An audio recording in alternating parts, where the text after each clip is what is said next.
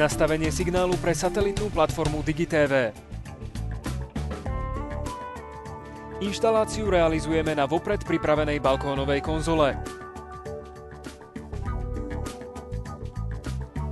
Satelitnú anténu ASC 800TA nasadíme na konzolu a dotiahneme matice M8.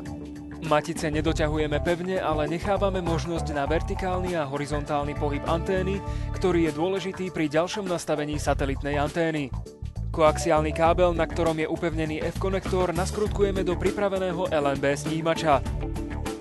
Na stupnici na parabole nastavíme eleváciu 32 stupňov až 35 stupňov.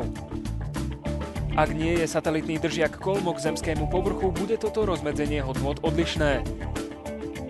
Matice M8 nedotiahneme silno kvôli pohybu regulátora, ktorým si meníme eleváciu v zadanom rozsahu. Druhý koniec koaxiálneho káblu, na ktorom máme tiež F-konektor, zapojíme do set-top boxu.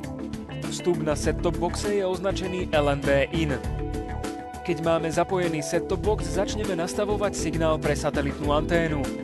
Na set-top boxe si navolíme televízny kanál ČT24.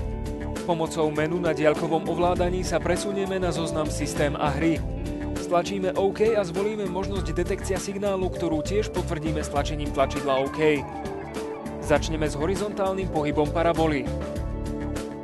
Po dohľadaní potrebnej kvality a sily signálu, minimálne 85 respektíve 80%, dotiahneme svorky napevno pomocou matíc M8.